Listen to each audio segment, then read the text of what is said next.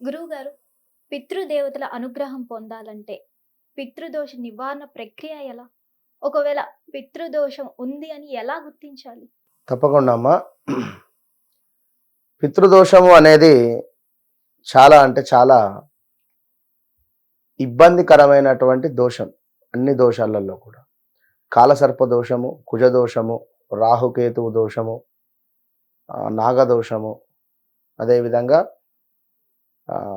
జాతకరీత్యా కొన్ని జాతక గ్రహణ దోషం కూడా ఉంటుంది.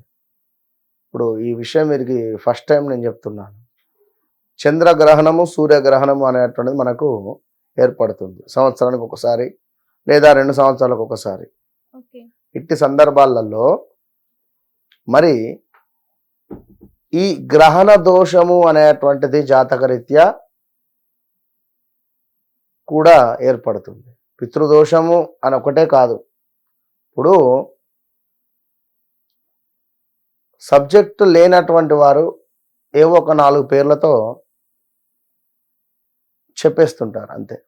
పితృదోషం, ఏదో కాలసర్పదోషం, కుజదోషం అని చెప్పేసి వారితో ఏవో పూజలు చేయించేస్తూ ఉంటారు. కానీ ఎప్పుడైతే ఇక్కడ గ్రహణ దోషము అనేటువంటిది ఉంటుందో వారికి ఎన్ని పూజలు చేసినా కూడా రిజల్ట్ అనేటువంటిది రాదు. అది మనం గమనించాలి. ఫస్ట్ గ్రహణ దోషం ఉంది అంటే పితృదోషం కంటే ఇంకా డేంజర్ ఇది. పితృదోషం గురించి మనం మాట్లాడుతున్నాం కనుక పితృదోషానికి సంబంధించి ఇంట్లో తరచూ కూడా పిల్లలు గొడవ పడుతూ ఉంటారు. పిల్లలు అంటే ఎవరు? భార్యాభర్తలు. అంటే పెద్దలు ఇంట్లో ఉంటే వారి కొడుకు కోడలు కానీ, కూతురు అల్లుడు కానీ, కూతురు అల్లుడితో గొడవపడి తరచు ఇంటికి రావడం కానీ, కూతురు అత్తామామలతో గొడవ పెట్టుకొని ఇంటికి రావడం కానీ, లేదా కొడుకు భార్యతో తరచు గొడవలు పెట్టుకోవడం కానీ, లేదా కొడుకు అత్తగారు తరపున వారితో గొడవలు పెట్టుకునేటువంటి పరిస్థితులు కానీ ఇలాంటివి జరుగుతూ ఉండగా ఇంట్లో ఉండేటువంటి పెద్దవారు వారికి మనశ్శాంతి అనేటువంటిది ఉండదు. ఎవరైతే మనిషి మరణించిన తర్వాత వారికి జరిగేటువంటి 11 రోజుల కార్యక్రమం కానీ, అంటే కొందరు 8 రోజులలో 6 రోజులలో కొందరు అడుగుతారు, గురువుగారు మా ఇంట్లో మా పాలివారు చనిపోయారు, నా కొడుకు పెళ్ళి ఉంది, సో మేము పట్టొచ్చా పట్టరాదా అంటే ఈ యొక్క మన అదేమిటి ఈ ఎవరైనా మనిషి పుట్టినా చనిపోయినా కూడా మనకు ఒక పురుడు ఉంటుంది. అంటే ఒక్కొక్క తెలంగాణలో ముట్టుడు అంటారు, ఆంధ్ర సైడ్లో మనకు కొంతమేర ఈ యొక్క శుభపురుడు అశుభపురుడు అంటారు. సూతకం లైక్ 11 రోజుల దాకా గుళ్ళోకి కానీ ఎక్కడికి వెళ్ళకూడదు, దీపారాధన చేయకూడదు.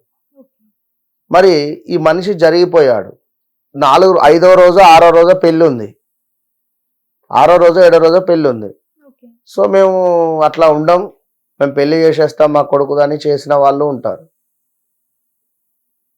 ఇంకా విషయం ఏమిటి అంటే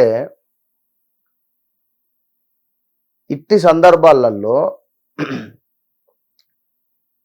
పీటల మీద మేనత్త మేనమామ రిలేటెడ్ మేనత్తను మామయ్యను కానీ వాళ్ళని కూర్చొని పెట్టి వివాహాన్ని జరిపించవచ్చు ఆడపిల్లదైతే.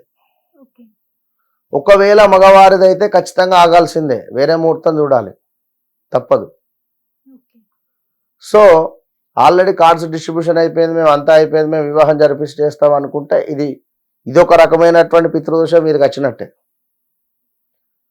ఇక జరిగిపోయినటువంటి వారు ఎవరైతే ఉన్నారో వారికి ప్రతి నెల సంవత్సరం పాటు ప్రతి నెల కూడా చనిపోయినటువంటి తిథి ప్రకారంగా ఖచ్చితంగా వారికి సాహిత్య దానం వారి పేర్ల మీద బ్రాహ్మణులకు ఇవ్వాలి. ఈ వైశ్యాసు, రావుసు, బ్రాహ్మణ్సు వారు పిండ ప్రదానాలు చేసుకుంటారు. సో మాసికం అంటారు. నెల మాసికం, 5వ నెల మాసికం, 6వ నెల మాసికం, 7వ నెల మాసికం, ఇట్లా 12 నెలలు. ఇక అదేవిధంగా ఎవరైతే సంవత్సరం తర్వాత సంవత్సరికం పెట్టుకొని ప్రతి సంవత్సరానికి ఒకసారి తల్లిదండ్రుల పేరు చెప్పుకొని దానం ఇవ్వాలి. ఇట్లా ఎవరు ఇవ్వకుండా పడేస్తారో, మేము మొదటి నెల చేస్తాం, మా దానిలో ఉండదు, మళ్ళీ సంవత్సరం తర్వాతనే ఇస్తామంటారు. ఇక కొందరు గంగ దగ్గరికి వెళ్తారు, ఈ 12 నెలలకు సంబంధించి 12 విస్తరాకులు పెడతారు, 12 నెలలు ఒకసారి అక్కడ చెప్తారు. మనము ఏ పూట కాపూట వండుకొని వంట తింటున్నాం, సంవత్సరం పొడుగుతూనైతే తింటలేం కదా. సో చనిపోయింది అటువంటి వారు ఆత్మరూపకంగా ఖచ్చితంగా ఉంటారు. వారికి నచ్చిన వస్తువుల దగ్గర కానీ, వారికి నచ్చినటువంటి రూమ్లో కానీ, వారికి నచ్చినటువంటి మనుషుల వద్ద కానీ తిరుగుతూనే ఉంటారు సంవత్సరం పాటు ఖచ్చితంగా. దాని తర్వాత వారికి జరగాల్సినటువంటి మనం ఏం చేయకున్నా కూడా యమభటులు వారిని ఇంకా ఇబ్బంది పెడుతూ ఉంటారు. సో దీనివల్ల ఆ పితృశాపం మనకు తగిలి రావాల్సిన ఉద్యోగం రాకనో, వ్యాపారంలో టెంప్ట్ అయ్యి ఎక్కువ డబ్బులు పెట్టించి లాస్ చేయించడమో, ఇదంతా ఆ పితృదేవతల యొక్క అనుగ్రహం లేకనే. సో ఇదొక విషయం.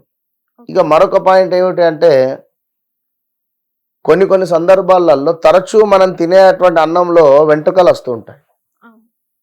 ఓకే, ఎవరికైతే ఎక్కువగా వెంట్రుకలు వస్తూ ఉంటాయో అన్నం తినేటువంటి సందర్భాలలో వారికి పితృదోషం ఉంది అనేటువంటి భావన.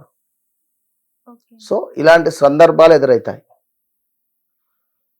అదేవిధంగా ఇంట్లో పూజా మందిరము కాలిపోవడం కానీ అన్ఎక్స్పెక్టెడ్గా, దేవతా చిత్రపటాలు ఎట్లనో అసలు ఎట్లా కాలిందో కూడా తెలియదు, గురుగారు మొత్తం కాలిపోయే చిత్రపటాలు అంటారు. ఇలాంటి సందర్భాలలో కానీ, అదేవిధంగా ఇంకను వీరి ఇంట్లో ఒక నెగిటివిటీ అనేటువంటిది ఏర్పడుతుంది.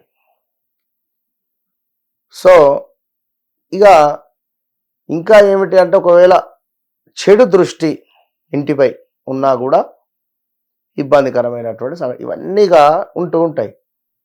సో ఇక్కడ కొందరు రకరకాలైనటువంటి పేర్లు పెడుతూ ఉంటారు. సో నేనేం చెప్తా అంటే, వారికి ఇంట్లో ఈజీగా చేసుకునేటువంటిది మనకు ఎల్లో రిలేటెడ్ ఉండేటువంటి ఆవాలు దొరుకుతాయి మార్కెట్లో. సో ఆవాలు, అదేవిధంగా కొన్ని మిరియాలు, కొన్ని నల్ల నువ్వులు, ఈ మూడింటిని కూడా తీసుకోవాలి. ఒక అమావాస్య రోజు కానీ లేదా ఆదివారం రోజు కానీ ఈ మూడింటిని కూడా తీసుకొని దిష్టి తిప్పుకోవాలి. మనకు చక్కగా కూడా దిష్టి తిప్పేసి, ఎవరు కూడా తొక్కని ప్రదేశంలో ఒక చెట్టు కింద పారేయండి సింపుల్గా. దీని తర్వాత దూసుకున్న తర్వాత కొన్ని వెంట్రుకలు వస్తాయి. ఈ వెంట్రుకలను తీసుకొని ఒక బౌల్లో వేసి కర్పూరం వేసి కాల్చేసేయండి వెంట్రుకలు. సో ఇవి చేయడం వల్ల పితృదోషాల నుండి మనకు కొంత విముక్తి కలిగేటువంటి పరిస్థితి ఉంటుంది. పెద్ద సబ్జెక్ట్ అది, ఎంత మాట్లాడినా కూడా చాలా తక్కువనే. కనుక ఈ రెమెడీస్ చేసుకోవడము అనేటువంటిది వీరికి బాగుంటుంది. ఒకవేళ పారే నీరున్నా కూడా నీటిలో పారేయవచ్చును. ఏది, ఈ యొక్క తెల్ల ఆవాలు, మిరియాలు, నల్ల నువ్వులు చేసుకోండి, మంచి ఫలితం ఉంటుంది.